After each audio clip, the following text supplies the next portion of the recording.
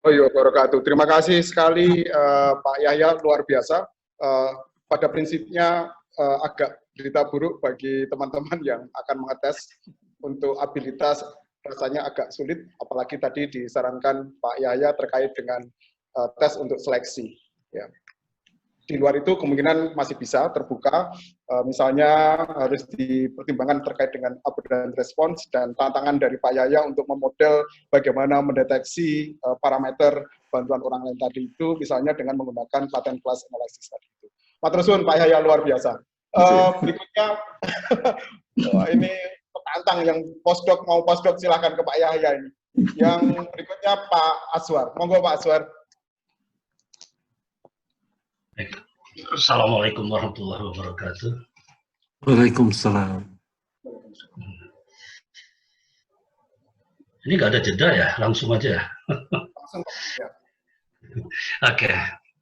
Baik, saya cari materi saya. Sebetulnya ini tadi saya beranggapan ini kita akan menyampaikan hanya sepatah dua kata saja dan kita berdiskusi, menampung banyak pembicaraan, tetapi rupanya diperlukan juga semacam materi. Dan saya carinya di mana tempatnya. Tadi sudah saya upload.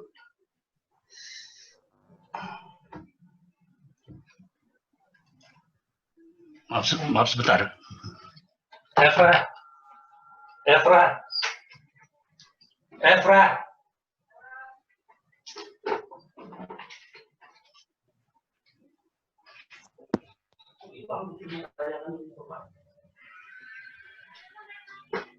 Hilang tayangan Bapak mana tadi? Mana dia? Kok tadi naik? Mana dia? Nah itu ya. Jadi bayangkan video Bapak di depan. Nah. Video Bapak nyalain? Ya, oke, nyalain. Baik, ibu-ibu, bapak-bapak kalian, maaf tadi karena saya tidak familiar dengan alat seperti ini, jadi harus dibantu oleh anak saya.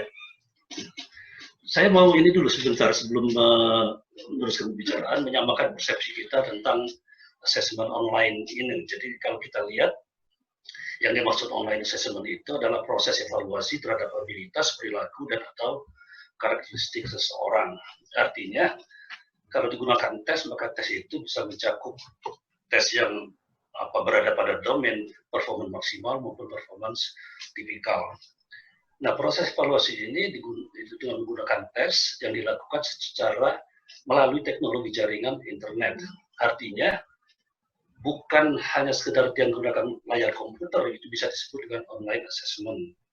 Ini harus kita bedakan, karena kalau dia hanya menggunakan komputer, itu sebetulnya bukan online assessment, tetapi itu adalah penggantian media penyampaian tes yang tadinya paper or pencil, yang tadinya dikasihkan kertas, sekarang diganti dengan layar komputer. Nah, dan itu sering kita jumpai seperti di sekolah-sekolah, misalkan pada ini UTBK ya, istilah UTBK itu ujian tulis berbasis komputer.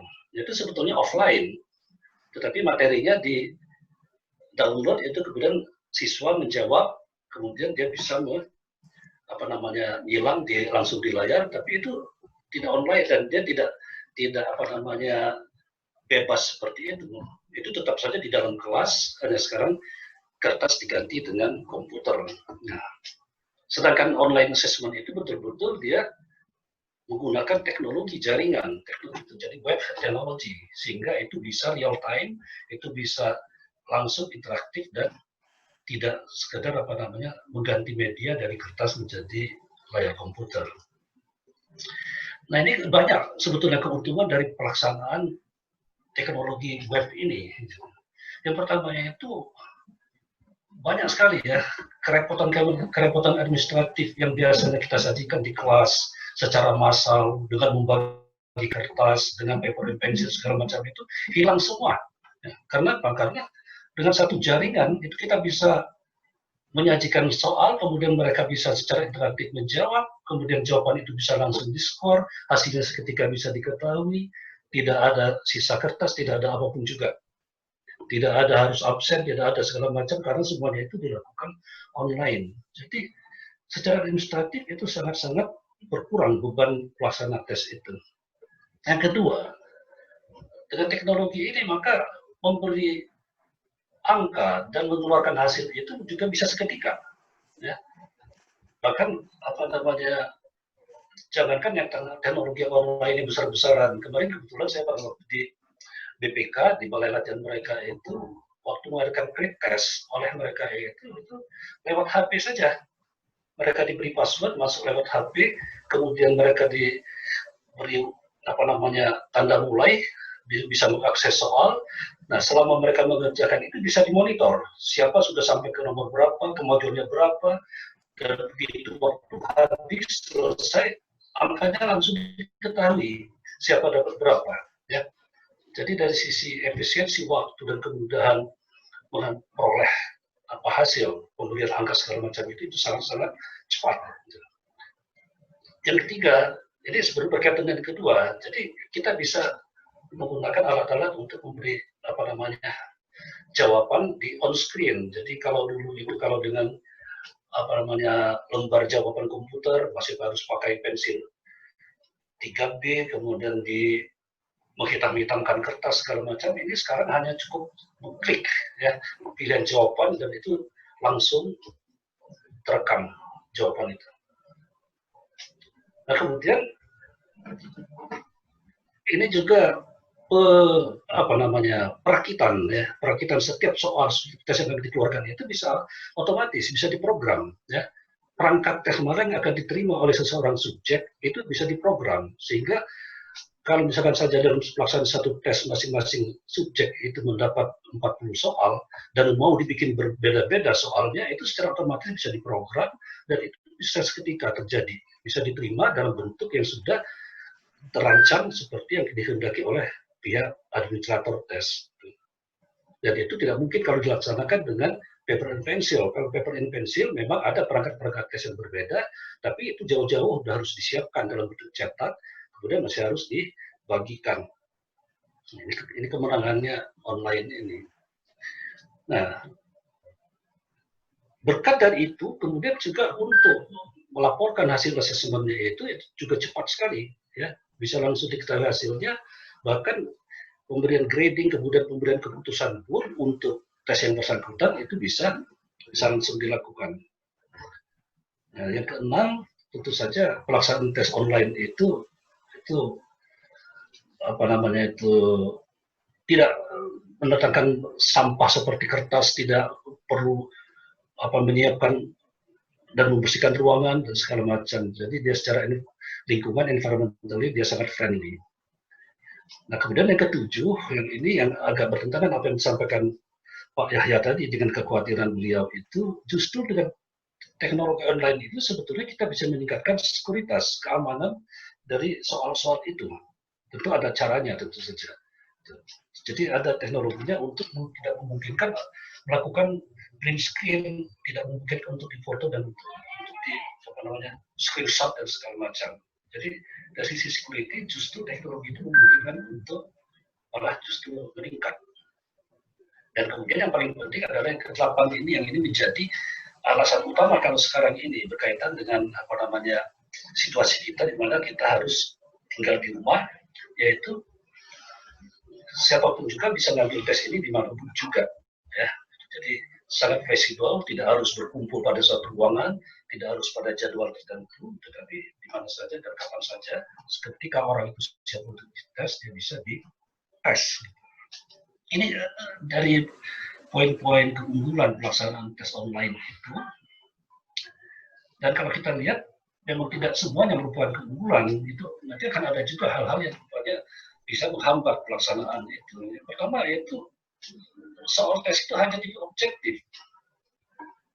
Jadi dalam pengertian bahwasanya kemampuan mengorganisasikan pikiran, menyatakan perasaan, berargumentasi dan lain-lain itu kalau dia memerlukan narasi verbal itu malah bisa online. Jadi orang tidak mungkin menjawab itu dengan mengetik jawaban dan segala macam ini. Jadi keterbatasan dari tes yang seperti ini. Bahkan untuk domain non kognitif ya, seperti misalkan skala sikap atau riset-riset memerlukan data tentang agresivitas dan segala macam, maka bentuk-bentuk respon skalanya itu haruslah respon-respon yang bisa diwujudkan dalam bentuk pilihan. Ya. Seperti misalkan pilihan sangat setuju, tidak setuju, sesuai, tidak sesuai, sehingga nanti dalam proses itu responden tinggal ngeklik. Ya. Jadi tidak mungkin satu tes yang sifatnya projektif atau tes yang menghendaki dia menuliskan sesuatu dengan narasi yang panjang itu dilakukan online. Jadi ini keterbatasannya. Dan dalam pelaksanaannya tentu saja tes online itu potensial terhadap gangguan jaringan, ya, baik di pihak pemberi tes maupun di pihak yang menjawab. Dan itu sudah sangat umum kalau gangguan jaringan ini. Nah sekarang dari poin psikometri, dan saya tidak akan melihat dari sisi matematik atau dari sisi teori klasik maupun dari teori respon item.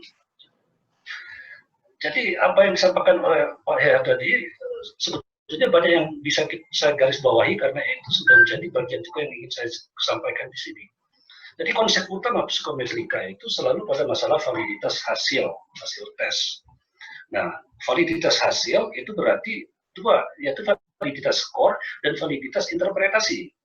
Jadi kalau tadi Pak Yahya berkata bahwasanya kalau yang seharusnya diukur kemampuannya, yang harusnya menjawab tes digantikan orang lain, maka hasilnya, skornya itu bisa valid. Yang disebut tadi adalah valid tapi palsu. Skor valid. Nah, masalahnya sekarang, kalau itu diinterpretasikan, skor yang valid itu, dan untuk mengambil keputusan bahwasanya pelamar atau orang yang seharusnya dites itu mau diputuskan diterima atau tidak, lulus atau tidak, maka interpretasinya jadi salah. Jadi sudah disinggung. Jadi kedua macam validitas ini dalam validitas hasil ini menjadi concern dari psikometrika. Nah, validitas skor itu tentu terancam dengan adanya cheating ya ketika tes itu diadministrasikan online. Jadi bisa saja responden itu bukan subjek yang hendak dites. Jadi kalau istilahnya tadi ada yang menggantikan orang lain yang justru menjawab tes itu. Kemudian kalaupun dia tidak digantikan, mungkin subjek itu dibantu orang lain dalam respon tes. Dia tidak menjawab, tapi dia membantu. Kemudian bisa juga tidak ada bantuan orang lain, tapi dia menggunakan alat bantu yang sebetulnya tidak diizinkan. Seperti pakai kalkulator, pakai kamus, atau apapun juga yang mungkin menjadikan dia akan menjawab secara tidak jujur. Nah, kemudian kemungkinan juga subjek diuntungkan karena dia telah belajar di soal tes yang dulu pernah dia ambil dan dia foto atau dia cetak sebelumnya. Jadi semua kemungkinan ini akan mengancam validitas skor dan kemudian juga akibatnya interpretasi atau keputusan yang kita ambil itu juga akan salah. Ya. Jangan lupakan bahwasanya sebuah prosedur tes, prosedur pengujian itu ujung-ujungnya cuma satu, yaitu menjadi dasar dalam pengambilan keputusan. Nah, karena itu, menurut saya pelaksanaan tes online seharusnya berada di bawah supervisi. Jadi tidak bisa online itu tanpa ada supervisi. Kecuali ketika tidak ada supervisi langsung, ketika dia tidak disatukan atau dikoordinasi dalam satu ruangan dengan adanya pengawas, maka harus ada sistem yang menjamin bahwa responden adalah subjek yang dites dan bahwa tes dilaksanakan dalam kondisi yang seharusnya. Artinya kita harus tahu persis bahwasannya yang menjawab tes itu adalah orang yang seharusnya. Nah, saya dengar di Erlangga, di sana untuk tes abilitas mereka sudah menggunakan semacam metode untuk meyakinkan bahwasanya yang menjawab tes adalah orang yang seharusnya, yaitu dengan cara selain memberikan password dan segala macam, itu ketika dia akan dites, otomatis ada program yang akan mengambil foto subjek itu, dan tidak cukup itu saja, karena kalau pada waktu pembukaan tes dia diambil foto kemudian digantikan percuma. Nah, pengambilan foto dari kamera komputer itu dilakukan berkali-kali dan dalam interval yang diacak. Jadi si subjek itu tidak bisa menduga kapan fotonya diambil dan itu akan menjaga sehingga dia tidak mungkin akan memasukkan orang lain membantu dia menjawab. Saya dengar begitu, itu beritanya, saya tidak tahu apa itu betul seperti itu, nanti mungkin Pak Seger yang bisa memastikan. Nah, di Universitas Gadjah Mada sendiri, untuk tes TKDA, semacam tes potensi akademik yang kita gunakan di Cerdos, itu juga dilakukan online. Ya. Nah, selain ID dan password dan segala macam yang harus dimasukkan di dalam waktu sebelum tes dimulai, yang bersangkutan akan difoto dari 4 arah, dan kemudian sepanjang dia tes itu diikuti dengan kamera. Jadi teknologinya itu menggunakan Zoom juga.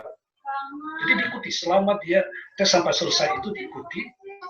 Jadi dia tidak pernah dilepaskan dari pandangan operator, orang yang tes yang tempatnya tentu berjauhan. Nah, tentu ini ada faktor biaya, gitu. Biaya pulsa bagi yang dites dan biaya pulsa bagi yang ngetes. Itu di UGM untuk TKDA-nya dilakukan seperti itu, TKDA online. Nah, ini penting sekali meyakinkan, ya, seperti juga kekhawatiran yang disampaikan Pak Yahya tadi, bahwasanya sebaik apapun kualitas alat ukur yang kita gunakan, yang kita konstruk, yang kita uji, ya, kita uji cobakan, sebaik apapun juga item-itemnya, itu tidak akan bisa menjamin hasil yang valid, bisa kondisi administrasinya berpotensi menjadi sumber error. Ya. Artinya ya seperti yang kita uraikan tadi, kalau kita punya kekhawatiran bahwasanya orang yang dites sebetulnya bukan orang yang menjawab. Nah, karena itu ada beberapa hal yang perlu dipertimbangkan. Yang pertama, sebelum tes dimulai itu subjek diharuskan melakukan verifikasi identitas dengan foto wajah melalui kamera komputernya, tidak cukup dengan hanya nomor peserta dan password. Kemudian seharusnya assessment online itu menggunakan forward test, yaitu tes yang diprogram sedemikian rupa sehingga subjek hanya dapat mengakses tes pada jam yang telah ditentukan dan telah dijadwalkan dan menjawab soal pada durasi waktu yang telah diprogramkan. Soal diambil dari bank soal secara acak atau opsi jawaban yang benar untuk setiap soal terletak, itu dilakukan pelacakan juga ketika tes diakses oleh yang bersangkutan. Dan kemudian dengan teknologi juga, maka kita harus menjadikan soal-soal itu yang terpampang di layar itu tidak dapat dicetak atau tidak dapat dikopi atau tidak dapat foto.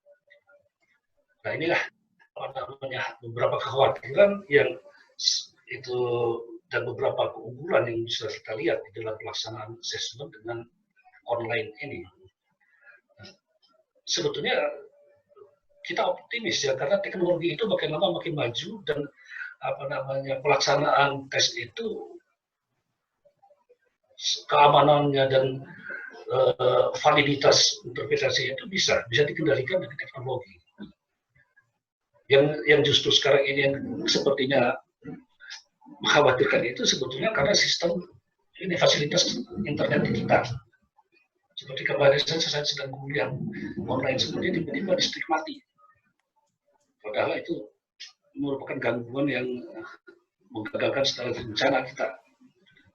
Tapi dilepas dari itu sebetulnya kalau saya melihat bahwasanya teknologi tes online, assessment online ini sebetulnya lepas dari apakah corona ini sudah berlalu atau tidak, ini sebetulnya patut kita dukung ya, kita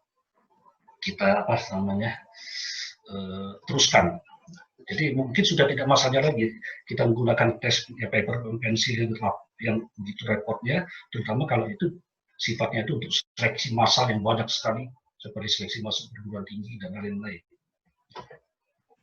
Nah, jadi kalau tadi Pak Yahya sudah menggambarkan apa yang bisa dilakukan secara teoritik dan dalam riset untuk memperbaiki dan untuk menjadikan tes online itu betul-betul menghasilkan validitas yang sebetulnya skor yang seharusnya yang kemudian bisa membawa kita pada keputusan yang juga valid, maka kalau itu dari apa yang saya katakan ini kita bisa melihat juga dari pelaksanaan dan apa-apa yang mungkin kita lakukan untuk mengoptimalkan hasil. Dan sekali lagi poin dari psikometrik itu sebetulnya konsep utamanya sekali lagi adalah validitas, yang paling penting. Saya kira itu Mas Ananta yang saya sampaikan. Terima kasih waktunya. Assalamualaikum warahmatullahi wabarakatuh. Waalaikumsalam.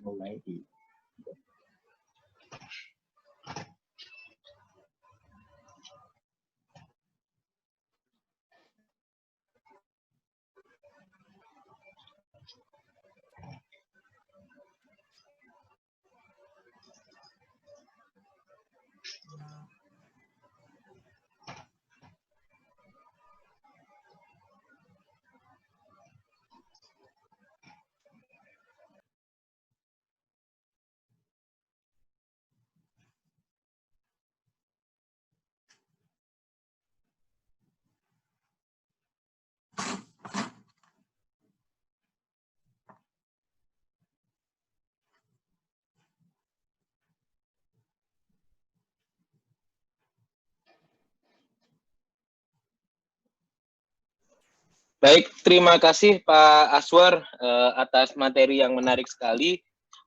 Mohon maaf, sepertinya ada sedikit kendala dari Pak Ananta untuk menyampaikan previewnya. Baik, seperti yang sama mekanismenya seperti yang sebelumnya, jadi kita akan bergeser kepada pembicara berikutnya. Silakan.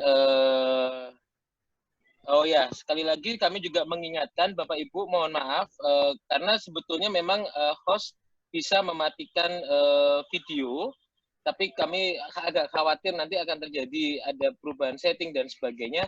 Jadi saya mohon sekali lagi bantuan Bapak Ibu semua untuk hanya pembicara dan moderator saja yang mengaktifkan video webcam, sedangkan yang lain mohon untuk bantuannya menonaktifkan supaya tidak terlalu berat beban koneksinya, karena kalau banyak yang membuka video webcamnya maka itu akan menjadi beban bagi pengakses yang lain. Sekali lagi mohon bantuan dan kerjasamanya. Terima kasih.